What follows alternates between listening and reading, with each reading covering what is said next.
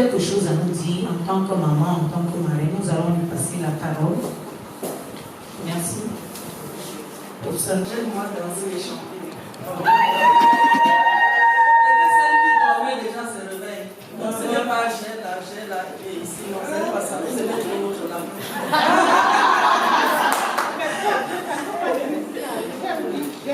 Oui, et j'ai aussi ça. C'est ce que je vois là. Mais elles vont chanter elles-mêmes ce qui va les interpeller dans mon exposé. Oh, de la police, c'est ça.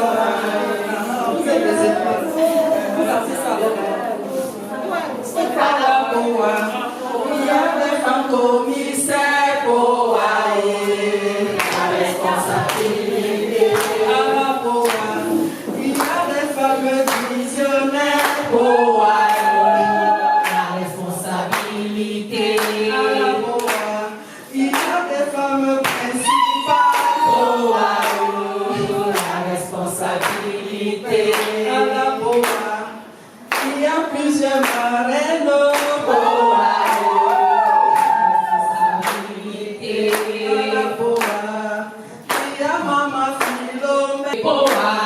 Association des policiers, POA, une épreuve de sûreté, POA, je ferai de toi ma fierté, POA.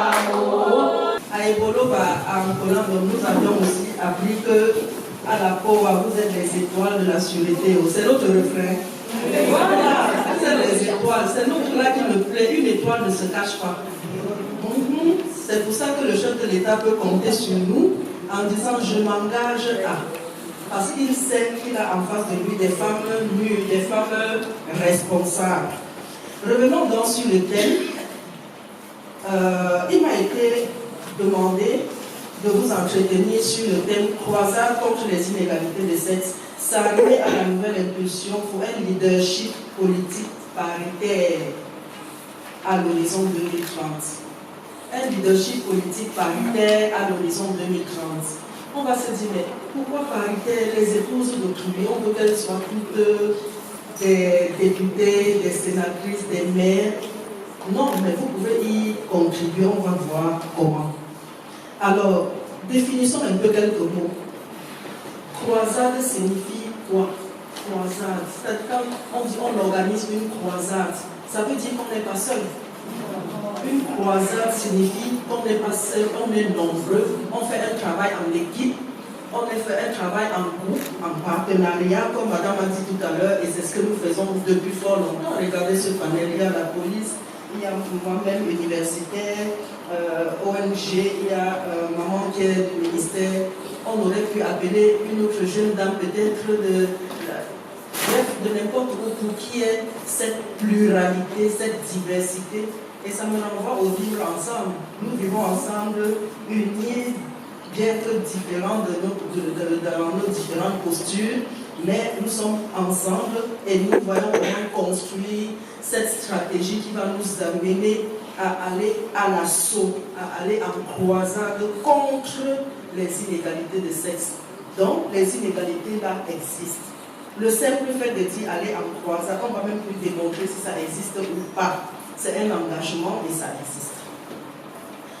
Une fois qu'on a dit ceci, lorsque nous regardons un peu les films animaliers sur planète, on voit comment certains animaux se mettent ensemble en meute. On appelle, je viens du qu'on appelle les meutes de lycaons. Lycaons, c'est une sorte de chien, de chat, c'est-à-dire c'est des hyènes très dangereuses. Et elles attaquent en meute parce qu'elles savent que si elles attaquent seules, elles ne pourront pas attraper leur proie. Nous sommes là pour déconstruire quelque chose qui est illégal, qui est injuste pour notre société. Donc nous devons nous mettre ensemble, trouver ensemble des stratégies pour attaquer comme une meute. Donc ça demande un peu de solidarité féminine, n'est-ce pas? Et qui agissent, ce sont les femmes. En partenariat évidemment avec les hommes. Nous croisons nos stratégies, si bien que entre croisade et activité croisée, vous voyez, il y a comme stratégie d'une part que les hommes mènent et des actions des bonnes pratiques qu'on veut mettre ensemble pour franchir des pas qu'on aurait pensé infranchissables il y a quelques années. Donc c'est un changement de stratégie, c'est un changement de cap. Comme ma soeur a dit tout à l'heure, cette année c'est spécial, c'est extraordinaire. Ce d'autant plus que nous sortons, non, je dis en 2030. Pourquoi? Parce que les Nations Unies ont fixé leur cap pour 2030. N'est-ce pas? En 2015, on est passé des OND aux objectifs de développement durable. On va évaluer en 2030. Et les Nations Unies ont dit oui pour une planète 50-50 en 2030. Donc, imaginez-vous, nous sommes en 2019, et si nous changeons déjà ainsi le cap pour agir autrement, pour agir différemment. Vous savez, il est aberrant de vouloir changer les choses en faisant comme avant et en espérant des résultats différents. C'est peut-être même criminel parce qu'on se perd le temps à soi et on en perd aux autres. Donc, nous changeons ainsi de stratégie aujourd'hui à partir de cette année. Et pourquoi à partir de cette année? Nous avons réfléchi un peu, et c'est d'ailleurs ce qui est dans les thèmes de référence du ministère. C'est l'arrimage institutionnel qui donne le cap. L'arrimage institutionnel, c'est-à-dire que si à la tête de l'État, au top management, nous sortons d'une élection, j'avais demandé aux femmes, quand j'ai lu la profession de foi du candidat Paul Biya à l'époque, j'ai dit aux femmes, celui-ci a dit dans sa profession de foi, je m'engage à accélérer l'institutionnalisation de la parité homme-femme. Je m'engage à renforcer la prise en compte des besoins des femmes. Je m'engage à améliorer le niveau de participation des femmes à la vie publique, économique, sociale et culturelle. C'était tout dire. Un engagement au début et il s'est accéléré. Ça veut dire qu'on reconnaît qu'il y a des pas qui sont franchis, qu'il y a une nécessité d'accélérer. Et accélérer comment? En institutionnalisant, c'est-à-dire en rendant cela comme un mécanisme auquel on ne va plus toucher. Peut-être pas un décret d'application qui dit désormais le genre c'est 10%, c'est 30% sur les listes, désormais les recrutements à la police, il faut tel pourcentage de femmes, désormais c'est ça institutionnaliser, rendre cela comme un réflexe dans toutes les institutions de la République. Peut-être quand vous voyez le mot institutionnaliser, c'est un mot fort, comme on dirait au Canada, c'est un mot fort, et du coup vous ne comprenez même pas. Non, institutionnaliser vous dit seulement qu'on enracine cela dans les institutions, si bien que si c'est un tableau de bord, on veut toucher sur les boutons qu'on touche, et puis c'est la même chose qui se passe partout, à tous les niveaux. Donc, accélérer donc la prise en compte du genre dans le sens de la parité homme-femme, dans tous les niveaux de prise de décision. Et il ajoute que c'est une juste place, accorder aux femmes une juste place dans la société. C'est donc une question de justice sociale. C'est reconnaître qu'avant ce n'était pas juste. Donc une juste place, accorder aux femmes une petite justice sociale pour la cohésion sociale, pour la paix sociale. On en a besoin. Parce que quand chacun sent que ses droits sont respectés, il y a la justice sociale, la cohésion sociale, ça limite certaines frustrations, et ça prévient l'occurrence des conflits et des différends. On vit en paix. Voilà un peu pour moi ce qui semble être et ce qui est donc l'impulsion. Cette impulsion est lancée en octobre dernier. Et après les élections, je dis aujourd'hui, vous voyez, si les femmes ont besoin d'être à plus de postes de décision, je dis, elles ont eu raison d'élire ce candidat parce qu'en 2019, il y a des élections. C'est d'autant plus une réalité et nous pouvons espérer que cela évolue. Si j'avais de quoi projeter, je l'aurais fait. Mais les chiffres me montrent qu'en 2007 seulement, à la tête des mairies, elles étaient à peine 13 femmes à occuper la tête des mairies.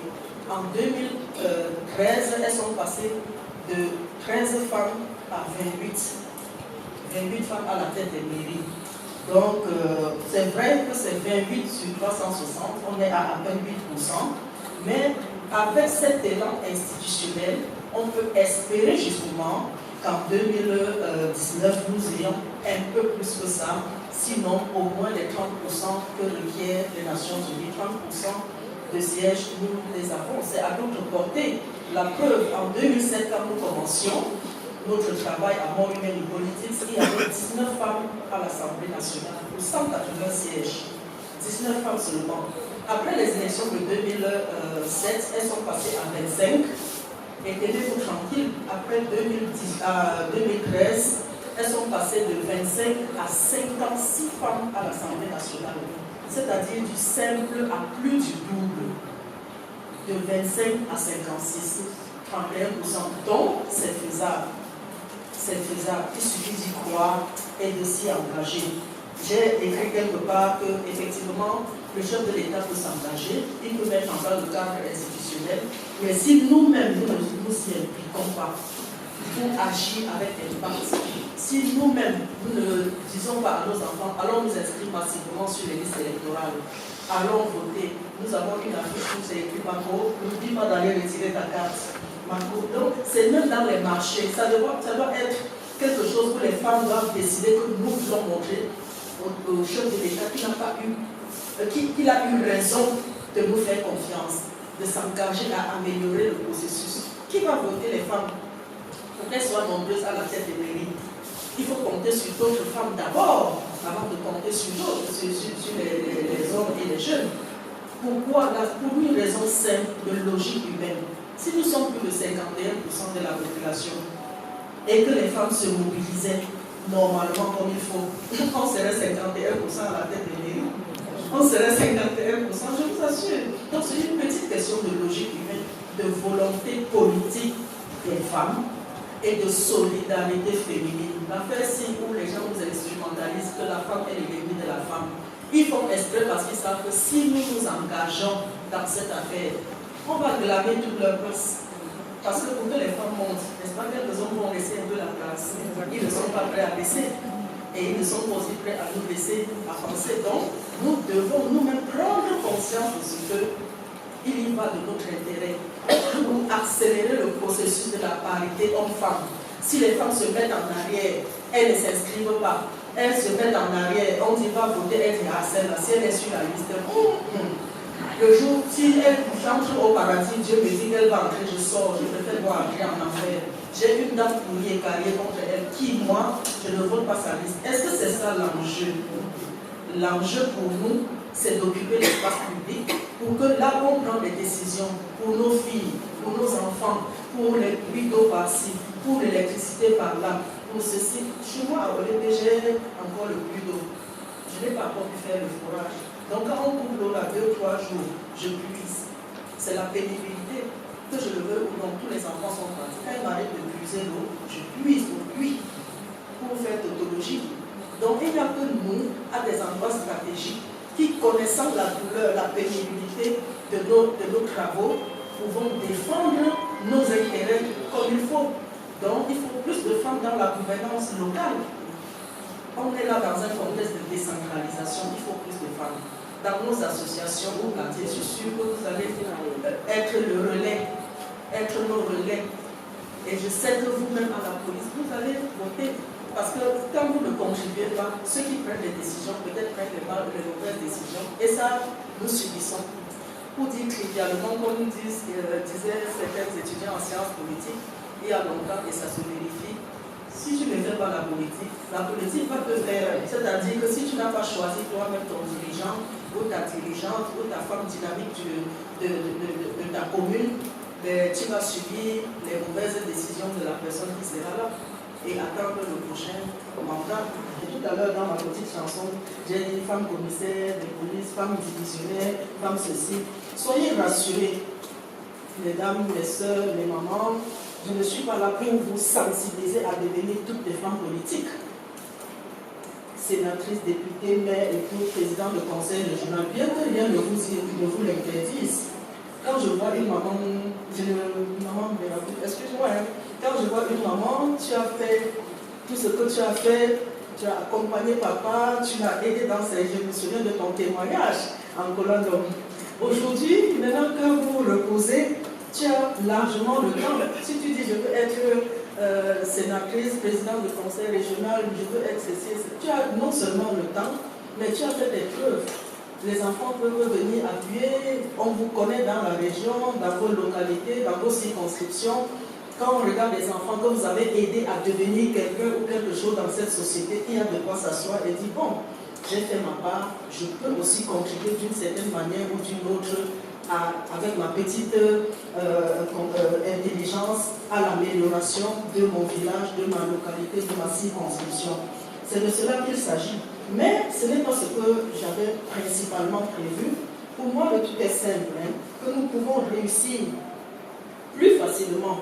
Ce que nous pouvons réussir plus facilement à faire, c'est notre manière de nous comporter face au regard de la société.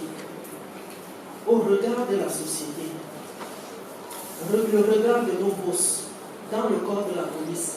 Ils savent que les femmes de la cour sont là. Ils savent aussi que quelque part, il y a aussi des petites réunions des femmes qui sont personnelles dans la police. Mais ils regardent comment vous vous comportez quand vous vous réunissez. Est-ce que vous êtes vraiment ces étoiles? Est-ce que vous êtes vraiment ces épouses responsables? Est-ce que vous êtes vraiment ces responsables à qui on fait confiance et accorder une promotion à un poste de direction? C'est de cela qu'il s'agit. Donc, une fois qu'ils seront rassurés par nos comportements exemplaires, il a encore dit, il attend de nous des comportements exemplaires, alors nous pourrons espérer plus de femmes commissaires de police, plus de femmes commissaires de police divisionnaires, plus de femmes commissaires principales, plus de femmes officiers de police responsabilisées à tous les niveaux, des femmes dynamiques, des femmes d'influence, des femmes d'impact. Pourquoi d'influence? Parce que il arrive que nous organisions également des dîners parlementaires. Le simple fait de voir certaines femmes à certains endroits montre effectivement qu'elles ont compris et montre également qu'elles souhaiteraient, même si elles ne disent rien. C'est une présence peut-être passive, mais c'est une présence qui pèse, qui montre que si elle est véritablement venue à cette activité, peut-être qu'elle commence à comprendre que dans la police, telle personne qui a déjà mis tel nombre de postes, qui a déjà dépassé tel nombre d'échelons, qui a déjà rempli telle condition, peut-être qu'il faut commencer à assurer sa promotion. Hein. Donc, il faut être présent. Chez nous, on dit, quand le MINPROF, par exemple, aussi organise des activités, par exemple, les activités de sensibilisation, des réunions préparatoires du 8 mars, des réunions, je ne sais pas moi, dans tous les domaines, sur l'autonomisation économique des femmes, sur l'entrepreneuriat, et ils regardent et ils disent, les femmes, ceux qui étaient souvent prises en charge, moins de choses, elles tendent la main au mari, moins de choses, elles font ceci, bon, elles sont déjà vraiment responsables. Ça veut dire qu'on peut les responsabiliser. Or, on a parfaitement raison de faire ainsi pour que les hommes comptent sur nous au regard de cette campagne Leadership. La campagne Leadership, depuis les Nations Unies, a exigé de nos chefs d'État qu'ils s'engagent à accompagner la promotion des femmes dans la vie publique, dans la vie économique, dans la vie sociale, dans la vie culturelle.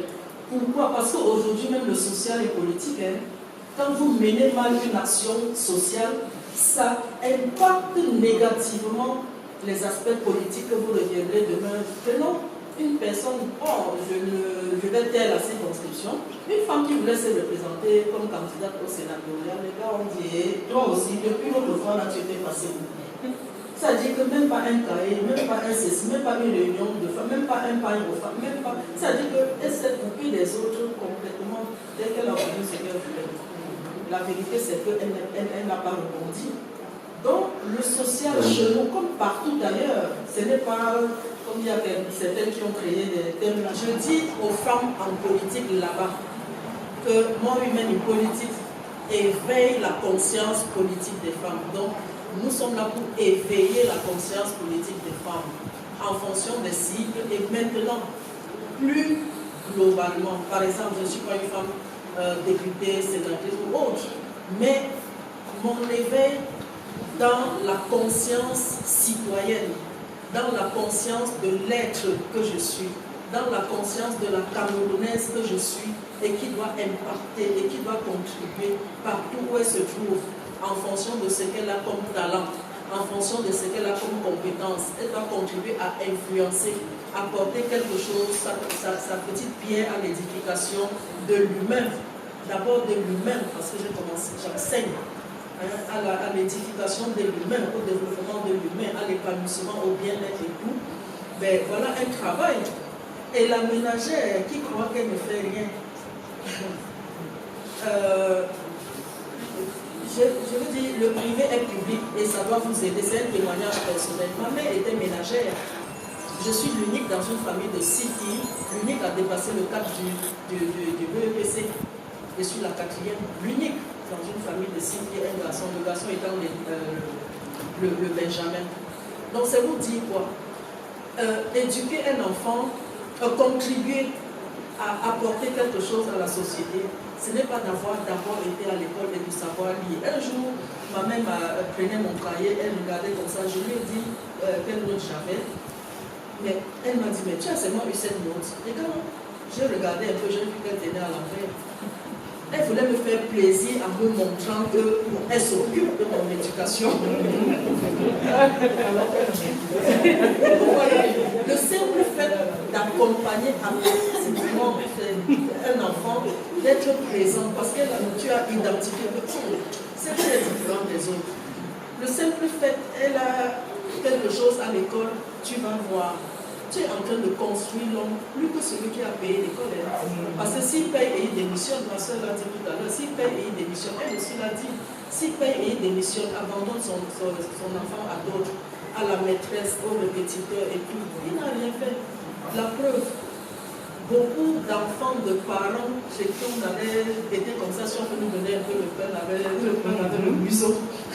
Beaucoup d'entre eux aujourd'hui n'ont pas atteint un certain niveau parce qu'ils croyaient justement, comme cet enfant qu'on est, ce monstre qu'on est en train de fabriquer, ils croyaient que le bien-être des parents là, c'est pour lui. Quand il sera grand, il sera aussi comme ça naturellement. Non, on n'hérite pas du bonheur des parents. Chacun a son fonds de commerce, son patrimoine en main. Et même le bagage affectif là, que vous donnez à l'enfant, vous croyez que vous n'êtes pas en train de travailler là. Vous êtes en train de fabriquer quelqu'un de bien dans la société. Parce que lui, il saura faire le bien aux autres, partager avec d'autres. Si vous donnez à manger à ses amis quand ils arrivent à la maison, lui aussi va grandir, apprendre à ouvrir sa porte aux amis. S'il a un peu plus que l'autre, il va donner, son ami va dire, j'ai besoin de 1000 francs, ouais, je n'ai pas 1000 francs, prends 200, je te rembourse, non, me rembourse comme ça. Parce qu'il a appris à donner. C'est ça. Donc l'éducation, ce n'est pas seulement savoir parler français, savoir tout faire comme tel ou comme tel.